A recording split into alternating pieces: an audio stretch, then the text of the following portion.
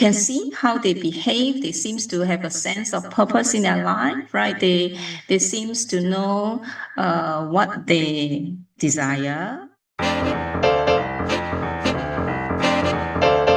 Welcome to the International Institute for Facilitations podcast, Spaghetti on the Wall. I'm joined today by Janice Lua, and she's a certified master facilitator and has been for a very long time. And she's also an assessor for INAFAC, and she is also the co-founder and COO of the Facilitators Network of Singapore. And Janice and I have known each other for quite a while, and it is such a treat to have you on the podcast. And you are based in Singapore and also work in China. And we were talking before we started that maybe this shouldn't be spaghetti on the wall. Maybe it should be noodles on the wall. Yeah? What do you think? Thank you for the adaptation. Well, for today's podcast, what we're going to do is we're going to talk about how facilitators can impact theirs and others' happiness, which these days I think that's a really important topic. So let's get right into it. Welcome, Janice. Thank you, Elaine, for inviting me. I'm so happy to have this opportunity to speak with you and also to share some of my thoughts on the topic. Yeah, thank you. And it was interesting when we started like setting up this topic. I'm like, oh yeah, happiness, everybody wants it. And I'm not sure everybody knows what it is. So, what is happiness and what is it not? That I recently read this book by Sonia Lubomirsky, and she is a leading researcher in positive psychology, and she defines happiness as the experience of joy, contentment, positive well-being, We need to combined stop. with We need to sense. just stop for a moment. Okay. Some pop-ups came up that shouldn't have been. So, let me just Of positive well-being combined with a sense of that life is good, meaningful, and worthwhile. And I kind of resonate very strongly with this definition. So I was really thrilled to find out that her model of happiness proposes that we do have a baseline of well-being, all of which is quite high. It's about you doing something deliberate, intentional, making choices in your daily life. And certainly this is the part that I'm very excited, right? That means it's telling us that it is within our control, that we can boost, our own happiness. And it also, yeah, okay. No, go ahead. I was just saying, I have so many more questions. Please go ahead. All right.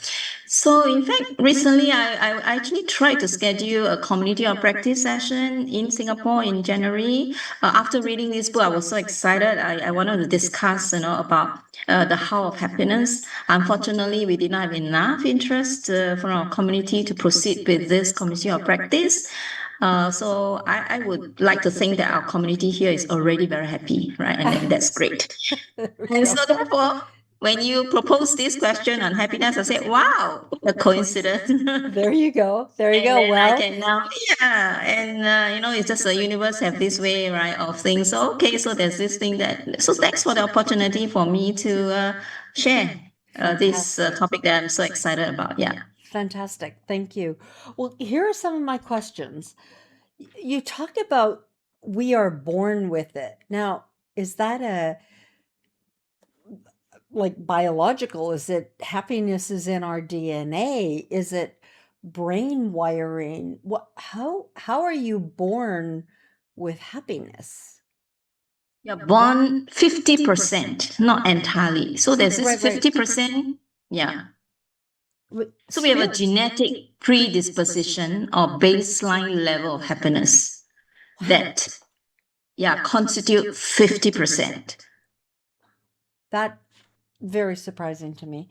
Yeah. And then the other piece is that in your definition, you talked about it's a sense of joy, it's a sense of well-being, it's a sense of, and when I hear those words, the image that gets created in my mind is it's a mindset of joy, a mindset of well-being. Is that what you're talking about when you talk about sense of?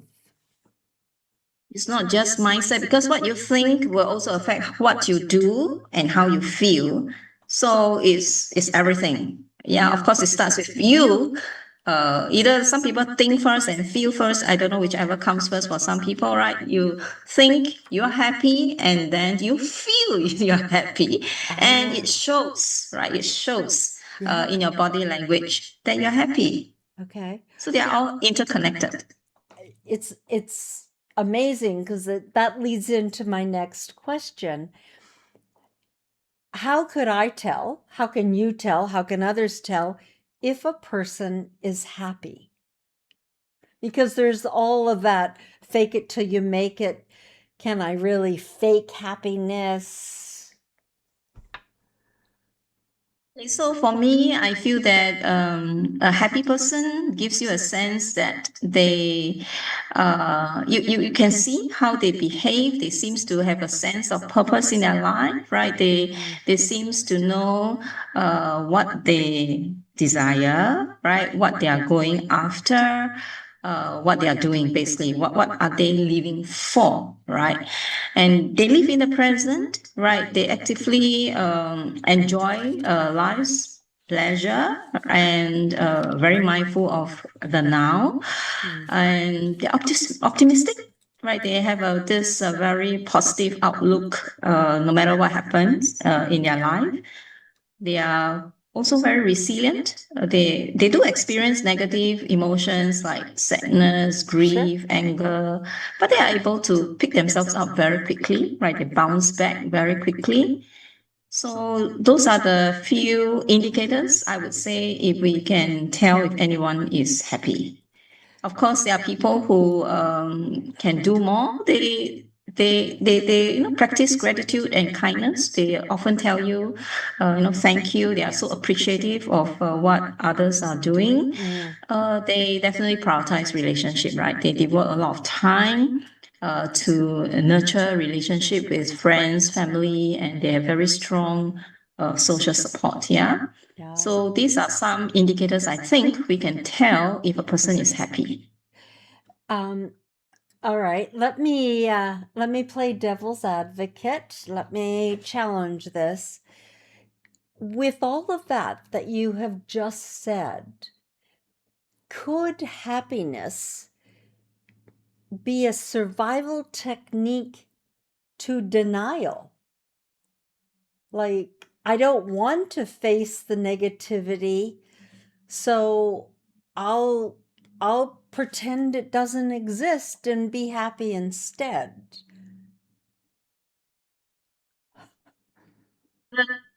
Difficult to know, the person would know, and this can cause a lot of stress. Yeah. Pretending something that you are not, right? Maybe for a short term, you probably can get by, and people who are not very close to you probably can also get the wrong, indicator that you are truly very happy. But you personally, when you are alone, would probably know better, and those who are close to you would probably also know that that's not what you are feeling, right? That means, and that will give you a lot of stress. And at some point, it can break that person. Thank you for saying that, because I think you could fake happiness, yet your body and mind will catch up with you, and you can't fake it on that. And I know people who have developed rashes because they've faked being happy and didn't own their sadness, that it existed. Now, doesn't mean it's going to exist for the rest of their lives. It's just that moment in time. It was okay to be sad, right? Yeah. Right. It's part and parcel of life, right? Things, grieving for someone you lost, and these are normal, and we shouldn't have to fake being happy 100% of the time. Yeah. No, it's funny you say that because for whatever reason, I hate the fact that things happen in threes. In the last 2 weeks, I've been to 2 funerals. It's like, what is happening? And I don't want a third because I think I'm done. And you watch people, how they behave at funerals, and some people will tell funny, happy stories and see the joy of the person's life. And some people, and it depends on how close they are to the person who has died, are just distraught and can't manage, and it's the end of the world. So that's a tough one. When you talk about resilience, there is that as well. And then there's appropriate happiness, right? People around you don't think you should be laughing so much at the funeral. That's their view. I've been to a few funerals also recently. Yes. And sometimes we are kind of worried for the person who just lost a loved one because that person was just not not grieving at all. Yeah. And we do know, they are very close. And so we thought that maybe the person is just busy with so many things to attend to, and when they are on their own, probably that's where the grief was set in. Mm-hmm. So maybe putting up a brave front, for friends and relatives. Yeah, excellent point. Well, in the introduction, I had talked about how the title of this podcast is around happiness, but also how facilitators can impact others' happiness. And that's a huge task to bear for some. It's like, you mean I have to do a group process and now I have to make them happy? And now I have to. So, from your perspective and your many years of facilitating and teaching facilitation, how do you imagine facilitators impacting participants' happiness? For me, I would say it's about understanding the emotions that the people are feeling and the type of meeting that we are facilitating, right? For some meetings, it's about trying to solve a problem. And if the problem is something very significant to the team, they are not very likely to start with very happy, right? It's like, they are confronting something that they have to deal with. However, if it is about imagining or envisioning a future that they would like, that one we would like them to really have this high energy and this ability to go wild, and think about all the things they never thought of. So it all depends on the type of meeting, right? And the emotions that we are supposed to create, would set the environment, the condition for the team to be able to do what they were there for in the first place. So I wouldn't say just about happiness, but it's all types of emotions will be involved. So including happiness, of course. If that's something we are there to celebrate something. For example, we have just done a great project, and we are celebrating, how we have achieved it successfully as a team, then that meeting will be a very happy meeting. Yeah, and we as a facilitator, we come in with the correct level of emotions to match what the purpose of the meeting is about, and because the participants can feel us, so that we can also feel them.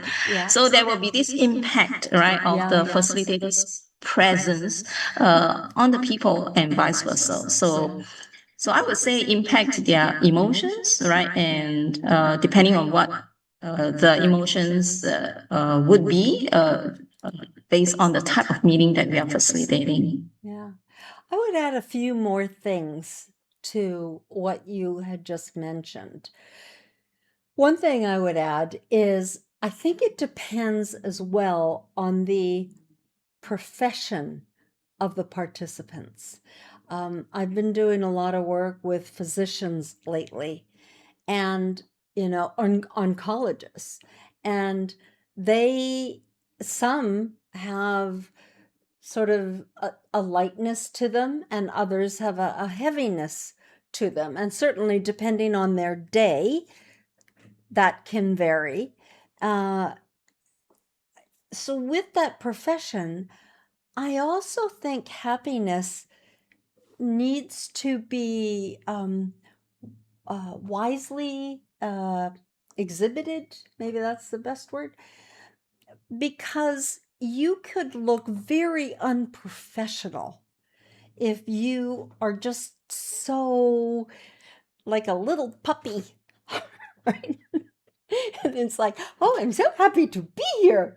And it's like, yay. And people are like, whoa, like you must be on some crazy drugs. Like, what is going on? So I think the professionalism aspect is huge. Let me stop there because I have another thought as well, but I just want to pause on your thoughts on that. Yes, I have seen facilitator who are just like what you said, like a happy puppy, no matter what, or what kind of meeting or what profile of people. Yeah. Yeah, and sometimes it's perhaps not so appropriate, right? Where you talk about wisely, whether is it wise to exhibit that emotion given that situation and the profile of the participants. Yeah. Or that emotion with such a high turned up volume, right? It's okay to exhibit the emotion, but turn down the volume a little bit, Mhm. Yes, that's like right. sleeping puppy, maybe not happy puppy. The other thing I was thinking about as you were talking is I think one of the impacts that facilitators can offer, can serve by with in regards to happiness is, again, when appropriate, helping the participants with a mind shift. And that thought came from when you were talking about some meetings that are creative, some meetings that are this, or that mid-afternoon when energy drops, the facilitator is going to have to get happier, like not out of control happiness, but not come down with the group, or help the group see that there's a positive side to this, and let's explore this. Polarity management kind of thinking. What do you Yeah, think? absolutely. Yeah.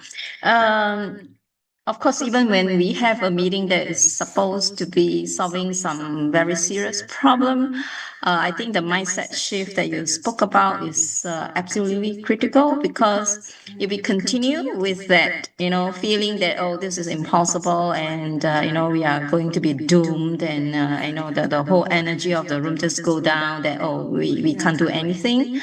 Yeah, that's when actually they needed to be, well, what about, is there anything that we can do and change, right? The situation around. So definitely that will have its place, right? To look at the positive side. What can we learn from this? And from this learning, what can we do differently, right? So yeah, so absolutely agree with you regarding this, the impact of the facilitators on the people at the meeting in such a way that it can help them to have that mindset shift, right? So that they can collectively do more than what they thought they could do when they first arrived. Yeah. Brilliant, brilliant. Let's go back to just talking about happiness because I've learned so much on this podcast already. Are there some myths out there? Because the internet doesn't always tell you the truth. Are there some myths regarding happiness? Myth could be that uh, maybe I'm not so sure whether it's myth or is a misunderstanding or misplaced expectation. that a person can only be happy if people or others. It all depends on something external, right? That they can. That means they wait for others to make them happy. Right. Yeah, so and whether you yourself actually you can decide to be happy or not, regardless of what is happening outside. So that to me is one of the greatest learning. Because when people say in search of happiness, it's as if it's out there, it's something that's out there, then you have to go find it. Yeah. Whereas actually happiness is in you, so you find it in you, yeah. And also the other thinking was about, is happiness the end state of like a destination thing, or is it a process of living, right? Living your life. So that's another important learning I have come to realize. It's not a destination, right? It is the process of living life. Yeah, every day you do want to feel happy, right? I mean, I'm a more optimistic person, so I do like to think on the more positive side of things. Yeah. Yeah. So, and whatever comes, right? If it's good, we celebrate. If it's not so good, we learn from it and just move on. Yeah. So that are the two areas that, yeah, I could think Janice, of. I am so relieved that I don't have to climb up the mountain to the great guru to find happiness. I was like, wow! Don't have to do that. Yay, it's within me. I'll just have to look. And on that note, okay, so what can I do? What can anyone listening do? What can facilitators do to learn some practical strategies for enhancing your own happiness with the end result of you being happier, and therefore, I'm always about pay forward, help others be happy as well. So there are actually many strategies that I've read, a few that I remember, and different strategies work for different people. That means some people find it's sustainable for them to try these actions, these practices. Some people may think, oh, no, no, no, it is. I don't think I can continually do something like this. So, like for example, expressing gratitude is a very simple step for most people. But for me, that is something I don't do consciously. It's like, okay, I have to remind myself, okay, I need to be more. I feel grateful, but it's that maybe I don't express it enough. So expressing gratitude is certainly one strategy. It works for people. We need some effort, like me, to remind myself. We need to express it. We don't just feel it inside us. Others could be performing little acts of kindness. Whether you help your neighbor, to do something, or you help your friend with something, and that person feels good. You feel good. You feel happy. So that is another strategy. Others would be having good social connections, relationships with people, investing time and effort to meet up with friends and relatives. And I think there's one that I really am doing quite a fair bit, is about actually taking care of your body, your physical body. That's right. Having adequate sleep. You exercise. When physically you feel well, Yes. you will feel happier. Yeah. So that is what some people call self-care, right? Sometimes we often overlooked, especially parents busy with looking after children or whatever, they often forget about themselves. Yes. So taking care of yourself, it's actually a strategy of being happy. The So those are world the is, few. And yeah, yeah, how no, about that's great. Eileen? You are a psychology, right? Yeah. Psychologist, So psychologist, yeah, yeah. So how about you? What kind of strategies do you practice? In having your happiness on a daily That's a great basis. question. Thanks for throwing that back to me. I do believe the one about sleep Um, because the world does not look good when you're exhausted. It just, and it's really hard to be happy and you're forcing something. So I'm a firm believer of sleep. And then I think you have to honor your own style. Uh, Mm. because I also believe in authenticity. So, sure, you can be grateful, and grateful could be thank you. Now, that's not that hard, right? And then other people can show gratitude in different ways, in bigger ways. So I do believe you have to do something that's comfortable for you, uh, that meets your own personality, right? Yeah. You might be an introvert. And so when you're talking about go be with other people, it's like, I would rather poke a fork in my eye as a strong introvert than go be with other people. That's not going to make me happy, right? So you have to be aware of that. And Yes. we're all social beings. So at some point, you're going to need people in your life and not just watching podcasts. You got to get out there and meet and greet people. Uh, just you can't just go, swim in the deep end when you're still learning to tread water. So Yeah. I think it's be aware of your own desires, and then I completely agree, be aware of your body. Good food. If you're eating unhealthy foods, you probably won't feel well. Well, why would you be happy about that? Yeah. Yeah. Yeah. Or That's right. yeah, or if you're, I think a lot of people know either when you are sick or when you are about to get sick, you're like, ugh, I don't feel good. And I will often tell people, I'm going to try to be nice to you, but it's really hard for me right now. If you know me, it would be okay, but something's going on. I'm just, maybe I'm about to have a really bad headache, or maybe I'm about to get really sick or something. Yeah. So I like to warn people, so I don't surprise them with two different Eileens coming across. So those would be some of my thoughts. But thank you for that question. Yeah. Thank you, because I think you just kind of hit the nail on the head for me, because being authentic, right? Being Yeah. yourself, knowing yourself, and therefore adopting strategies or actions or practices that align with your personality, that will make it sustainable, right? Like, I'm an introvert. So socializing, it's not really my thing. Yeah, it Yeah. takes a lot of energy to do that.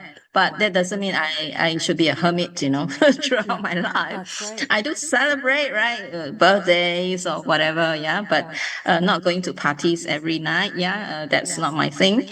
Yeah, so I think that's absolutely very important. And thanks for bringing that up. Know yourself, be yourself, and do what worked, right? And I thought that telling people that you are not, fiscally well, and therefore you're not your usual self, it's a good way, right, to let them know. And yeah, and fiscal health is such a big thing here. In Mm-hmm. Singapore here, yeah, they are doing. I'm part of this study. I signed up myself for this longevity study, and our government is also doing a lot in terms of, because people are living longer, and they would want people to live longer, healthier. Oh, yeah. So yeah, and I'm paying a lot of attention in this area of my life. Yeah, because if you are not healthy, you're unwell, it's very difficult for you to be happy, right? And less to be able to make others find you happy. Yeah. Right, and right. And with that, I need to wrap it up. You have made me so happy. Thank you. Thank you. I really appreciate you sharing what you know. And let's hope this branches out to something bigger that maybe in effect can even start a community of practice on happiness. Who knows? So Yeah. thank you, Janice. Thank you. Thank you so much, Ali. Yeah, and I'm happy talking to you.